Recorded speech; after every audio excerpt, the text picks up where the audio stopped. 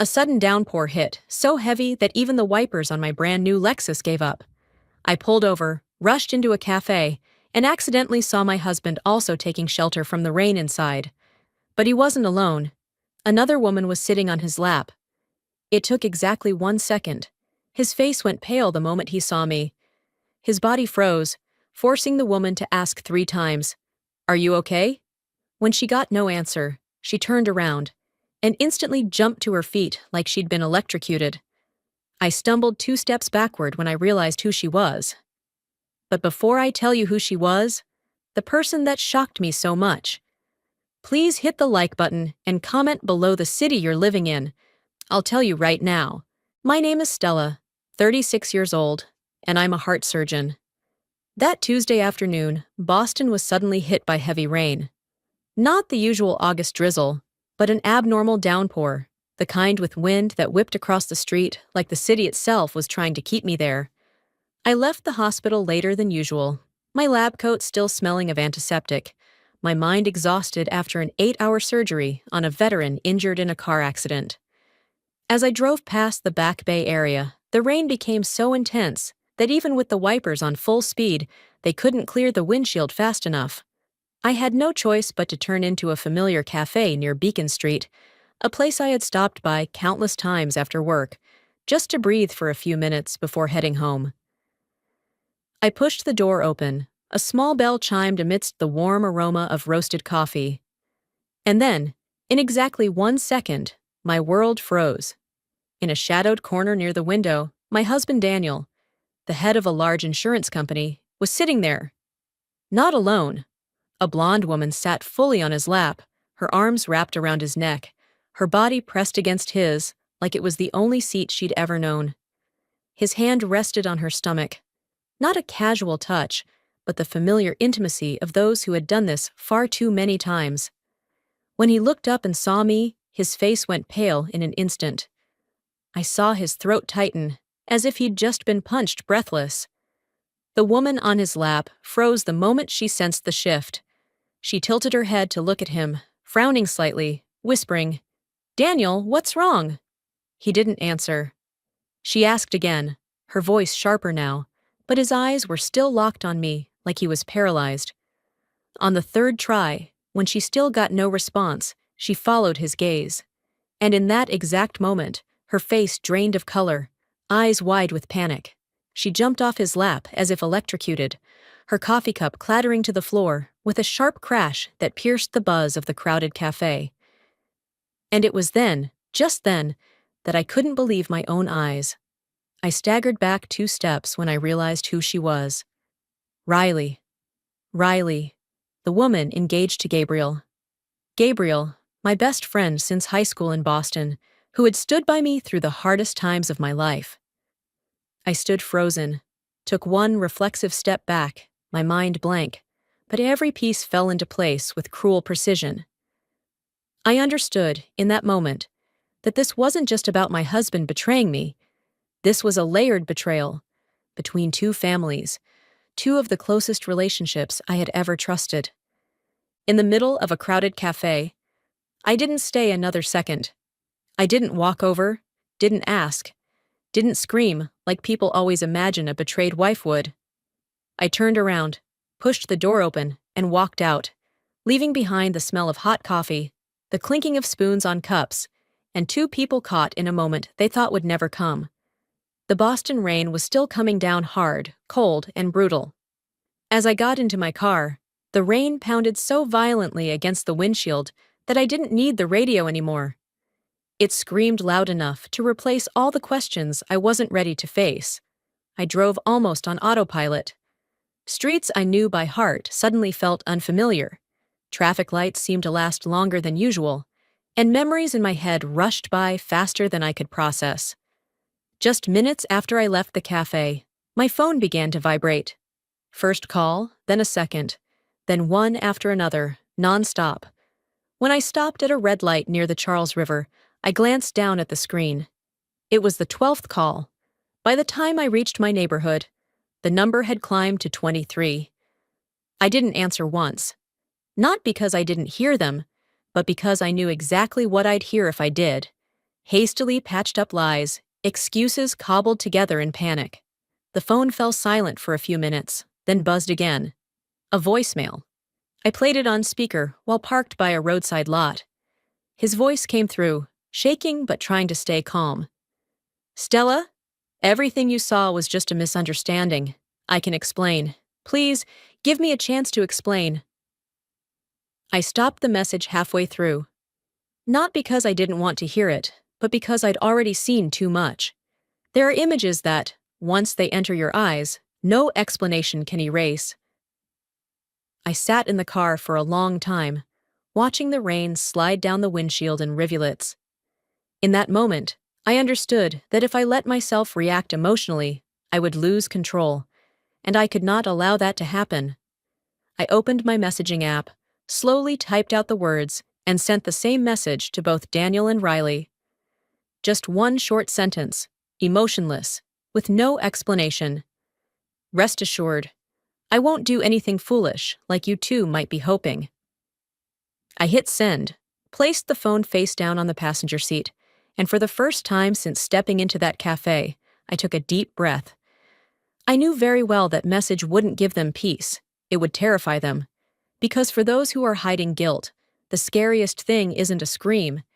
It's the silence of the one who saw everything, but hasn't said a word. I knew it, and they would soon realize it too. The message I had just sent wasn't reassurance. It was a void large enough for the imagination of guilty people to gnaw at them all night long. I imagined my husband staring at his phone screen, waiting for a follow-up message that would never come. I imagined Riley reading the sentence over and over, trying to guess whether I was angry, devastated, or preparing something far worse. My phone vibrated a few more times. Missed calls, undelivered messages, then silence. That silence wasn't because they had calmed down, but because they had begun to fear. Fear that I had told Gabriel. Fear that I had taken more photos. Fear that I was sitting somewhere, calmly planning something in a state of control they could no longer grasp. I didn't need to do anything else that night. The waiting itself was already the first punishment. I started the car, drove straight toward downtown, but didn't turn onto the familiar road that led to our house. I wasn't ready to walk into that 3-bedroom home, where everything had suddenly become suspicious. The sofa, the bed, the quiet evenings I had once believed were peaceful.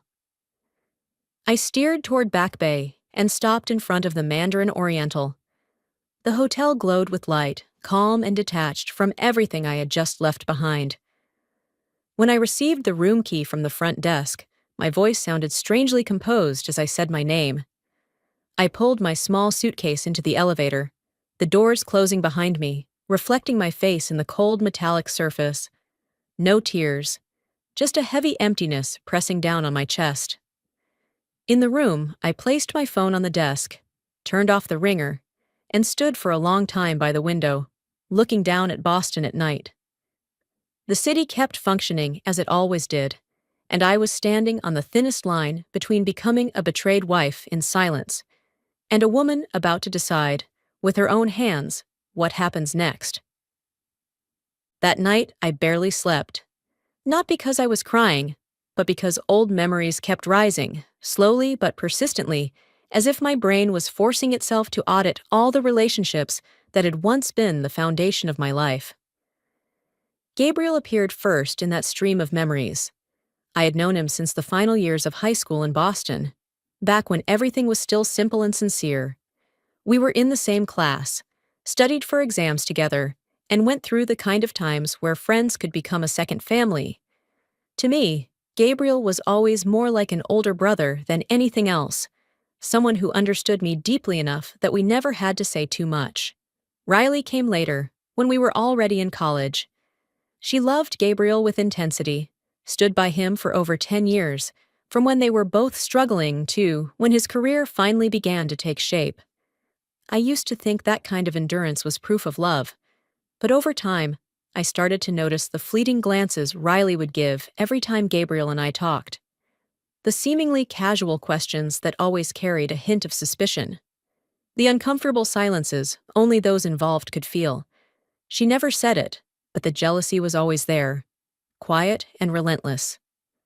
The truth is, between Gabriel and me, there was never anything that crossed the line of friendship. No ambiguous messages, no inappropriate touches, not a single moment that needed hiding. And ironically, it was that very purity that made Riley more uneasy. Because when there's no fault to hold on to, people start imagining far worse things. And I realized that the past I had thought was solid had likely already been distorted in Riley's mind long ago. Long enough for her to believe that if not me, then there would always be some other woman she'd have to defeat.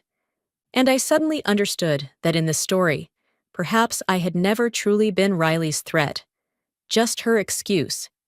The next morning, just after I finished my morning shift, my phone vibrated nonstop inside the pocket of my lab coat.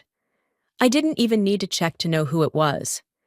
When I unlocked the screen, the number made me exhale softly. 12 missed calls, all from Riley. Then came a long message, her tone shifting from pleading to anxious, begging me for a chance to explain things clearly. I didn't respond right away. I let that message sit unread for nearly an hour, then replied with a single short line, cold yet polite enough. "We can meet." We arranged to meet at a small tea shop near the hospital, a place I often stopped by for a few quiet minutes between shifts. The shop was bright, with large glass windows, private but not suffocating. I arrived first, picked a table near the window, and ordered a pot of hot tea. When Riley walked in, I immediately noticed something was different. A loose coat, her hand instinctively resting on her stomach as she sat down, her figure no longer as lean as the last times I had seen her. In that moment, I knew. No need to ask. Riley avoided my eyes, her voice small and quick, like she had rehearsed. "You misunderstood. I was just asking your husband for help with maternity insurance. He works in the insurance industry, you know?" She gave a strained smile, unconvincing. I didn't interrupt. I just glanced down at the slight bulge beneath her clothes, something the lighting in the cafe couldn't hide. The signs of pregnancy were too obvious to be called a misunderstanding. I didn't argue. I didn't ask anything more. I opened my phone, placed it gently on the table, and turned the screen toward her. The photo from the cafe appeared, clear, unambiguous. Riley on Daniel's lap, her arms around his neck, his hand resting exactly where she was now trying to hide. The room was so quiet I could hear a spoon clink against a teacup. Riley looked at the image, her lips moving, but no sound came out. No more explanations, no more stories about insurance advice. Just the truth, lying bare between us, cold and undeniable. Riley stared at the phone screen for a few more seconds, then slowly pushed it back toward me like it was something filthy she didn't want to touch. She remained silent for a long time, long enough for me to realize one thing. She wasn't ashamed. What was unfolding in Riley's mind at that moment wasn't regret. It was calculation. When she looked up, her eyes had changed, hardened, sharper, and completely devoid of the earlier panic. "You don't understand the whole situation," Riley said, her voice dropping, carrying a restrained frustration. "It's way more complicated than what you saw." And then, as if rehearsed, she started turning everything back on me. She spoke of pressure, of moments of weakness, of how I, somehow, had made things harder just by being too close to Gabriel. The way Riley talked, I was no longer the betrayed one, but the troublemaker. Then she brought up Gabriel, not as the man she loved, but as a shield. "You know how much he loves me," Riley said, her voice slowing, layered with implication. "We're getting married, over 10 years together. Do you really think if he had to choose, he'd believe you?" That question didn't need an answer. It was a threat wrapped in calm words. Riley wanted me to understand that if I spoke up, I wouldn't just destroy a relationship. I'd be labeled the jealous one, the woman who invented her own tragedy. "You're a doctor," she continued, her lips curling into a thin smile. "You're smart. You know how people will see this. A photo can be interpreted. A moment can be twisted. I listened without interrupting, my expression unchanged. The more Riley spoke, the clearer it became that what she feared most wasn't the truth. It was the fact that I now controlled the narrative. She had no idea that from the moment she sat down at this table, I had turned on the recorder in my lab coat pocket. Every word, every accusation, every veiled threat had been captured, clear and intact. I didn't need to reveal that yet. I just had to sit there, letting Riley expose her true self, and let her believe that in this game, I was still just the woman backed into a corner. The next morning, I left the hotel earlier than usual and drove to my therapist's office in the South End, a place I had visited a few times during the most stressful years of my career as a heart surgeon. The familiar room, soft lighting, and faint scent of essential oils stood in stark contrast to the chaos unfolding in my mind. As I recounted everything, from the cafe in the rain to the tea shop meeting, she didn't interrupt once. She just listened, occasionally nodding, as if confirming something all too familiar. When I finished, she paused for a few seconds, then asked a question very slowly, very clearly. "Do you see the pattern?" I looked at her, about to respond, when she continued, her voice calm but firm. "This is a classic pattern of manipulation. It starts with pleading to buy time. When pleading no longer works, they shift to blaming, to make the victim doubt themselves. And when both fail, the final step is always a threat. Not of violence, but of fear. Fear of being isolated, misunderstood, or seen as the destroyer." As she spoke, I felt something shift slightly in my chest. Not pain, but clarity. I asked her the question that had haunted me all night. Should I tell Gabriel right now? She shook her head gently. She said it wasn't because Gabriel didn't deserve the truth, but because the truth must come at the right time. Without irrefutable evidence, speaking up would only turn everything into an emotional dispute, where the manipulator has the upper hand.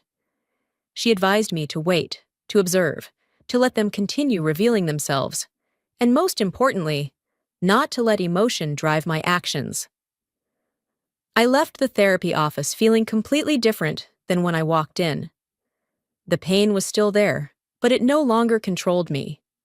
I understood now that clarity doesn't come from suppressing emotion, but from putting it in its rightful place.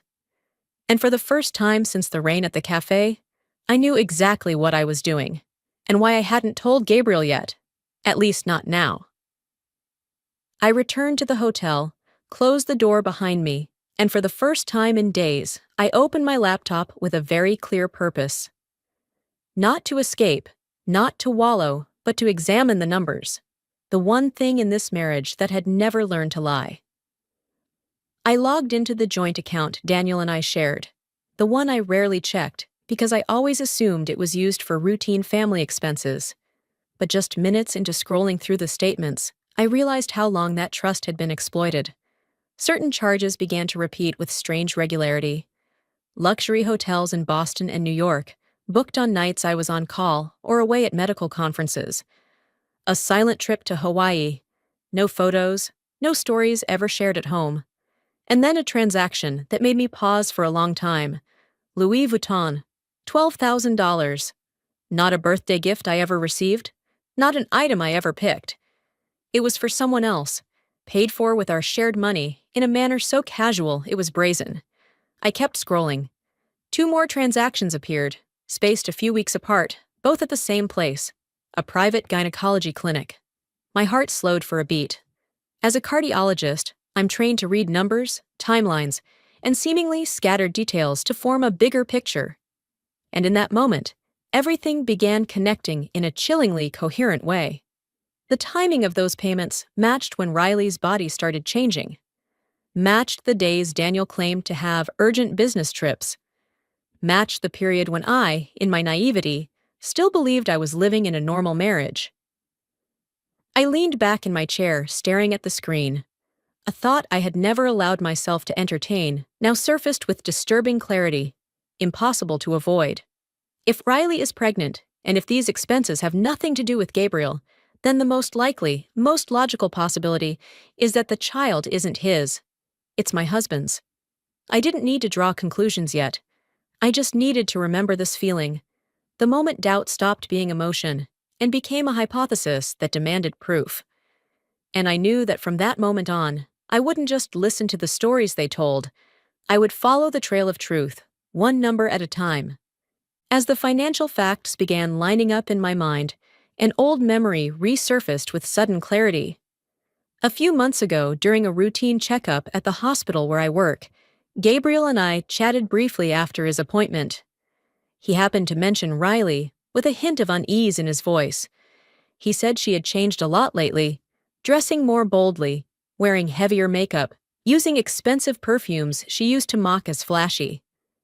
Most notably, Riley had started carrying designer handbags far beyond what her job at the jewelry store could reasonably afford.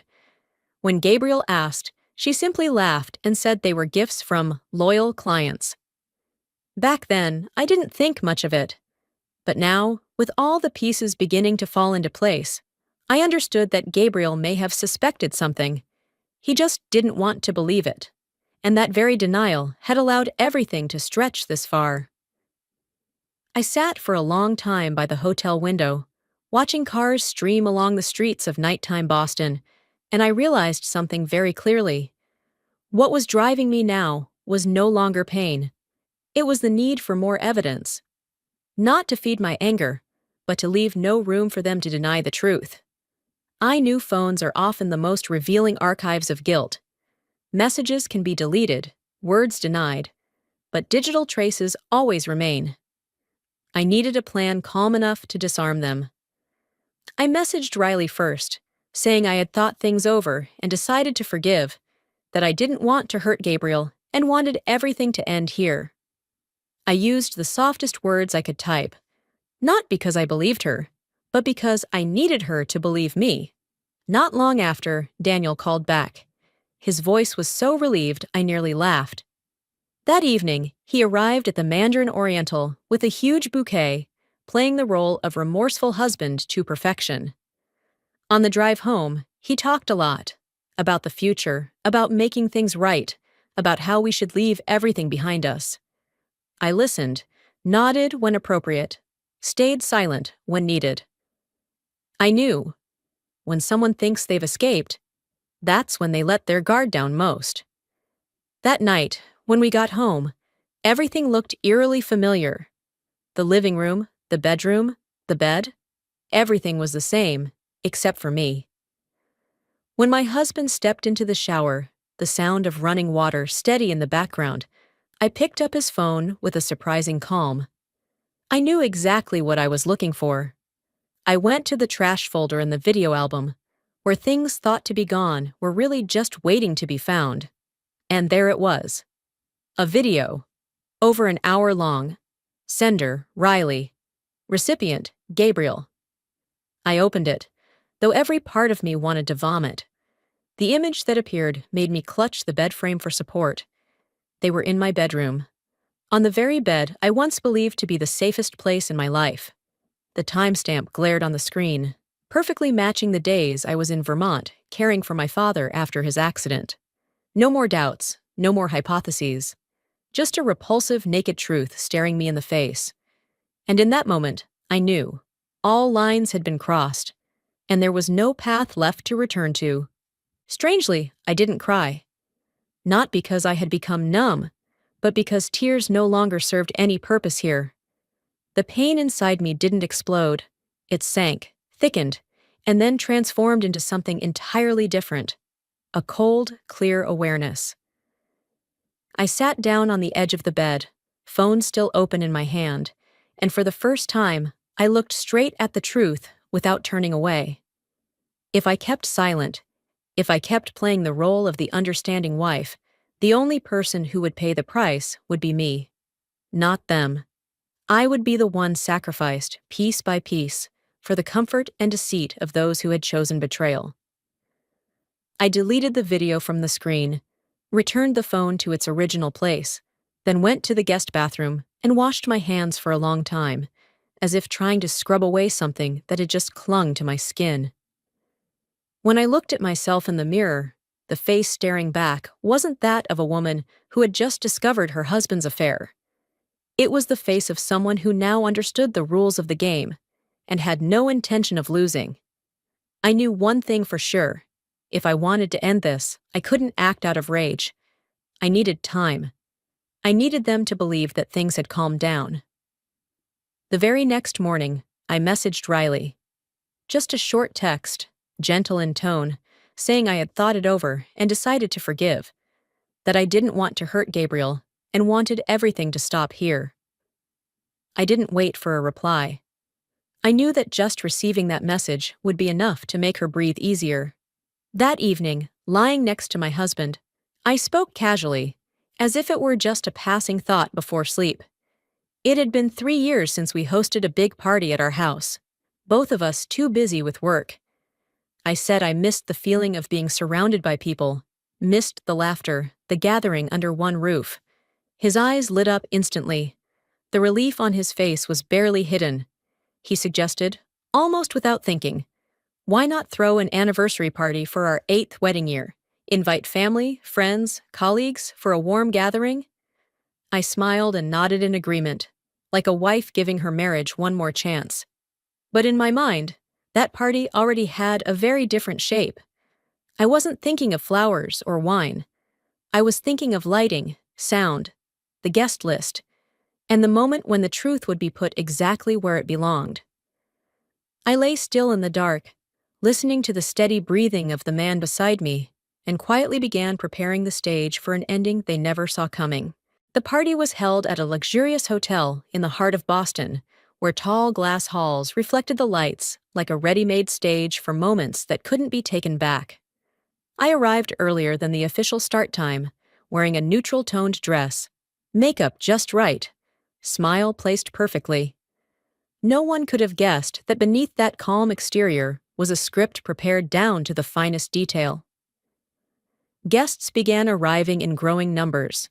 Both sides of the family, familiar faces from past gatherings, congratulations repeated like a ritual. Daniel's colleagues showed up in small groups, firm handshakes, polite work-scented chatter. Then I saw his boss walk in. Perfect suit, eyes sharp with the quiet scrutiny of someone who always cared about image and reputation. Everything unfolded flawlessly, like the textbook anniversary party of a model marriage in Boston, no cracks showing on the surface. And then, at the entrance to the hall, I saw Gabriel. He paused for a second before stepping forward, as if sensing something was off. Beside him was Riley, hand lightly resting on her belly, face carefully made up, smile held tightly in place. Her eyes scanned the room, glanced past me, then quickly turned away. I walked over to greet them, polite, composed, like an old friend seeing familiar faces again. No one in that room knew that their presence tonight was the final piece I needed. As soft music played and glasses were raised in toasts, I stood in the center of the room, listening to the blended sound of laughter and chatter, and I knew with perfect clarity, this evening wasn't meant to save a marriage.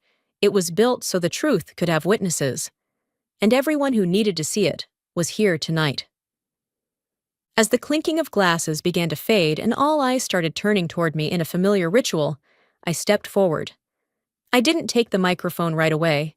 I let the pause stretch a few seconds longer, just enough for the room to sync its breath with mine. Then I gave a small nod to the technician standing by the large screen behind me. The screen lit up. No introduction, no music, just raw footage, brutally clear. The video appeared, my husband and Riley, in a position no excuse could justify. A familiar space revealed itself within seconds. My bedroom. The bed, the nightstand lamp, even the framed print I had chosen. I heard someone gasp somewhere in the room. Daniel stood frozen, face drained of all color. Riley stepped back half a pace, hand instinctively covering her stomach. As the video ended, before I said a word, the audio recording began. Riley's voice, clear, unedited, undeniable. Every accusation, every veiled threat. The way she used Gabriel as a shield.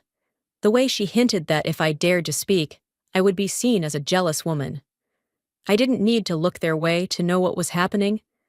Gabriel's head bowed, fists clenched, as if trying to hold together something that had just shattered inside him. When the recording ended, I took a deep breath and made one final gesture. On the screen, a document appeared. Plain, black and white, emotionless. A DNA test result. Daniel's name clearly marked under biological father. The number 99% circled in bold, cold as a verdict that needed no further explanation. I heard a glass drop. Someone covered their mouth. Someone else turned to look at Daniel's boss, as if awaiting his reaction. The entire hall fell silent. Not a whisper, not a murmur. Only the heavy silence of those who had just witnessed the truth laid bare. Completely, irreversibly. I stood there under the lights, not trembling, not crying, and I understood.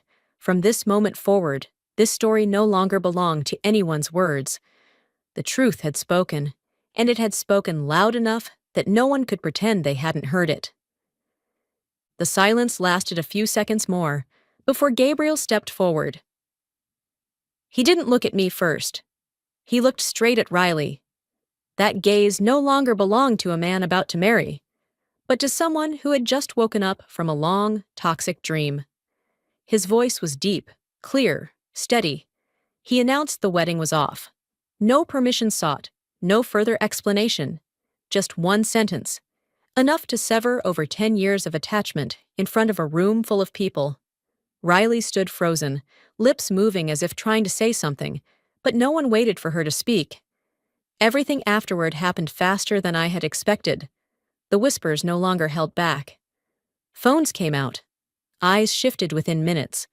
For someone who lived on image like Riley, this was the true collapse. Word spread through their social circle so fast she couldn't react in time. Her job at the jewelry store, the one she had once taken so much pride in, was gone just days later, ended by a short, cold phone call. The reputation she had carefully built unraveled faster than any explanation could salvage. As for Daniel, he didn't need to wait until the next morning to understand the consequences. His boss had left the party early, his face filled with unmistakable disappointment and anger. A department head at an insurance company cannot survive after being publicly exposed for moral misconduct, especially when it unfolded in front of colleagues and clients. A few days later, he was fired. No argument, no negotiation. Every door he once thought secure now closed, one by one. I stood in the midst of all that ruin, not triumphant, not hollow. I simply felt one thing with stark clarity. When the truth is put in its rightful place, it doesn't need me to do anything else. The betrayers crumble under the weight of their own actions, and for the first time in a long time, I knew I no longer stood in the eye of the storm. I had stepped out of it. I filed for divorce not long after, on a strangely quiet morning in Boston. There were no tears, no hesitation, just a signature placed exactly where it needed to be, as if I were completing a necessary procedure to continue living. I left the 3-bedroom house with a garden, once called a home, and moved into a smaller, neater apartment, just enough for me and the silence I had neglected for far too long. The new space carried no old memories. It gave me a sense of lightness, like a deep breath after holding it in for too long. When things began to settle, I did something I had dreamed of for years, but kept postponing because of work and nameless responsibilities.